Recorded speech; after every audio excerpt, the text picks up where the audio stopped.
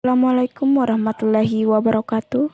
Perkenalkan, kami dari kelompok 3 ingin mempresentasikan mengenai penjadwalan pada produksi pada mata kuliah P3 yang beranggotakan Ade Adam Deo Lazuardi dengan NIM 1902301002.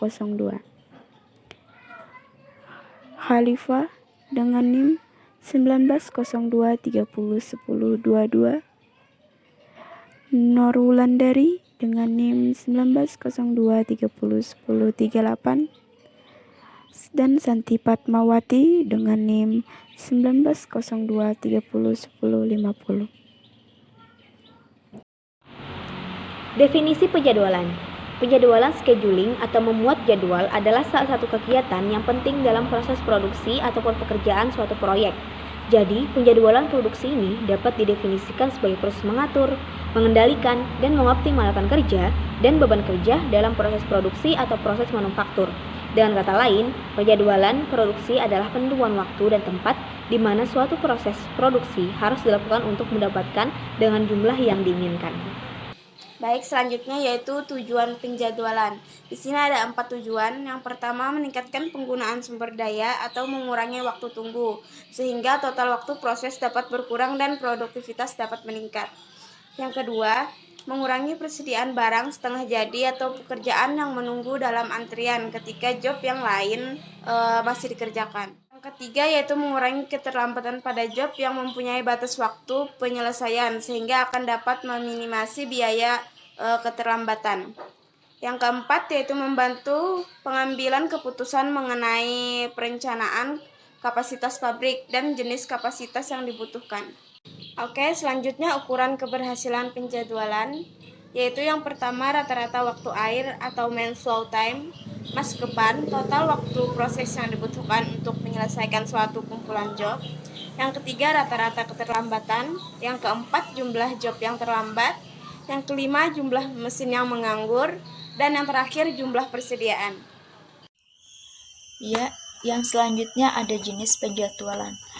Jenis penjadwalan ini terbagi menjadi 3. Yang pertama ada jenis penjadwalan jangka pendek, yang kedua ada jenis penjadwalan jangka menengah, dan yang terakhir ada jenis penjadwalan jangka panjang. Penjadwalan jangka pendek ini bertugas untuk menjadwalkan alokasi pemrosesan di antara proses-proses ready dari memori utama. Penjadwalan ini biasanya dijalankan setiap terjadinya pengalihan proses untuk memilih proses berikutnya yang harus dijalankan. Yang kedua ada penjadwalan jangka menengah. Penjadwalan jangka menengah ini biasanya digunakan untuk menangani proses-proses warping atau aktivitas pemindahan proses yang tertunda dari memori utama ke memori sekunder.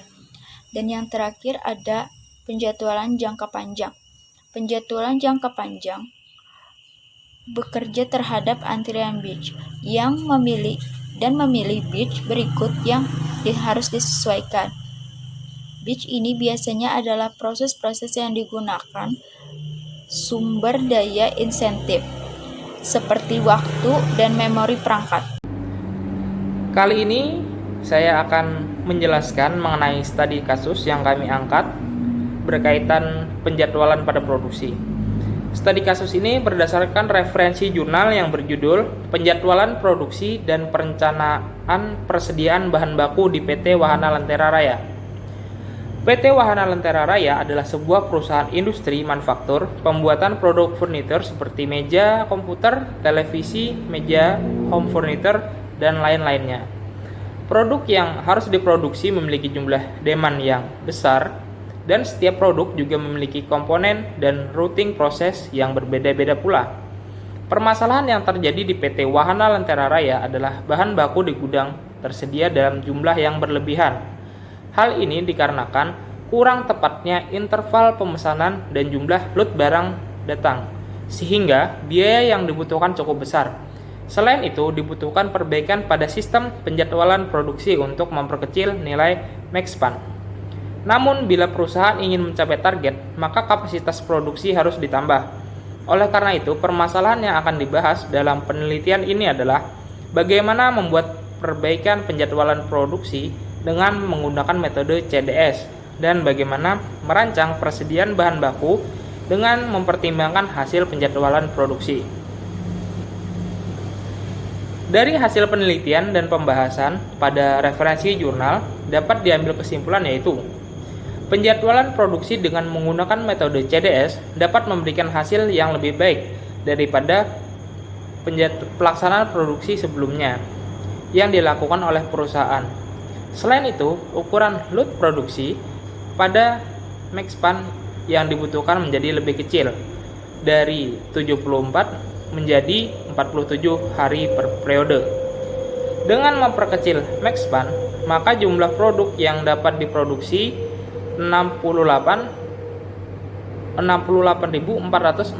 unit, lebih banyak daripada hasil produksi sebelumnya.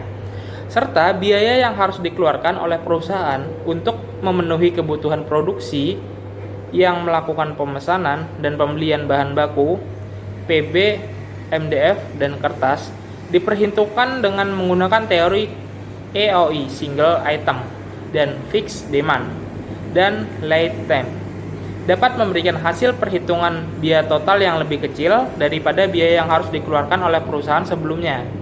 Sedangkan dengan menggunakan teori yang baru, biaya total yang dibutuhkan untuk melakukan pemesanan bahan baku menjadi lebih kecil.